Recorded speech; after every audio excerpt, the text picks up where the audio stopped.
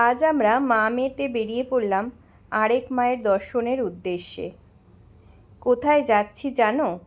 ঠিক ধরেছ, শিয়ালদার শ্যামসুন্দরী মায়ের দর্শনের উদ্দেশ্যে আমরা আজকে বেরিয়ে পড়েছি।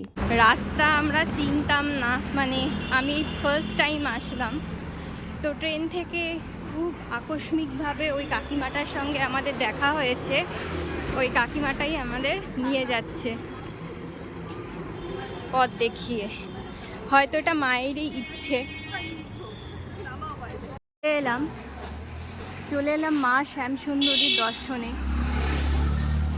অনেক লাইন পড়ে গেছে, মা ডালা কিনছে।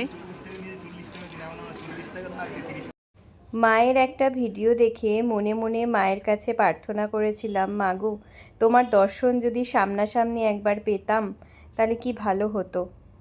বিশ্বাস করো, মা যে তার কৃপাদৃষ্টি আমার উপরে রাখবেন আমি ভাবতেও পারিনি। আর এই কাকিমাটা যে আমাদেরকে এমনভাবে পথ দেখিয়ে নিয়ে আসবে, সত্যি মায়ের ইচ্ছা না থাকলে হতো না।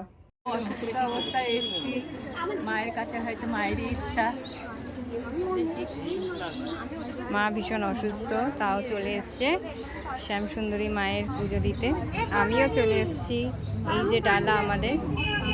আমরা যখন মায়ের মন্দিরে পৌঁছেছিলাম তখন বেশি একটা ভিড় ছিল না, তবে মায়ের ভোগের আয়োজন দেরি হওয়াতে পুজো দিতেও খানিক দেরি হয়েছে। এখানে আমি আর আমার মাকে দর্শনের অধীর আগ্রহে ডালা হাতে নিয়ে অপেক্ষা করছিলাম। মাকে দেখে বুঝতেই পারছো মা প্রচণ্ড অসুস্থ ছিল, তাও মা অধীর আগ্রহে সুন্দরী মাকে দর্শন করবেন বলে আমার সঙ্গে এসেছে।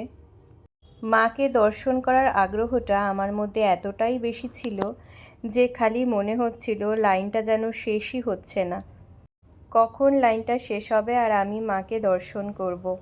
মায়ের এই ছবিটা এঁকেছে পল্লবী ঢালি, কি দারুণ এঁকেছে তাই না? মন্দিরের একটু ভেতরেই প্রবেশ করতে চোখে পড়ল একটা নরসিংহ ঠাকুরের মূর্তি আর হাতে একা একটা মায়ের মূর্তি। ভেতরে ঢুকে বুঝতে পারলাম মায়ের দর্শন পেতে আরও বেশ কিছুক্ষণ দেরি হবে, তাই আমি আর মা এখানে বেশ কিছুক্ষণ বসে রইলাম। হঠাৎই দেখতে পেলাম এখানে আরেকজন ভক্ত মায়ের মূর্তি এঁকেছে। অপেক্ষার প্রায় অবসান হয়েই এসেছে। এই পর্যায়ে এসে আমার খালি মনে হচ্ছিল কখন মা তোমাকে দেখব, তোমাকে চোখ ভরে দেখতে পারবো কি না।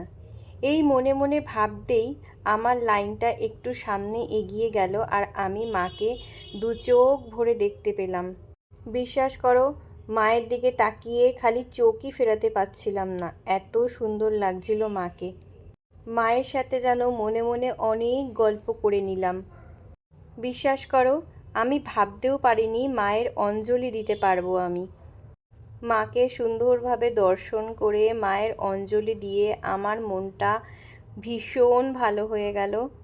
মা যে কৃপা করে তার অধম সন্তানকে তার কাছে ডেকেছে এবং তার পুজো গ্রহণ করেছে, এতেই আমি অনেকটা খুশি।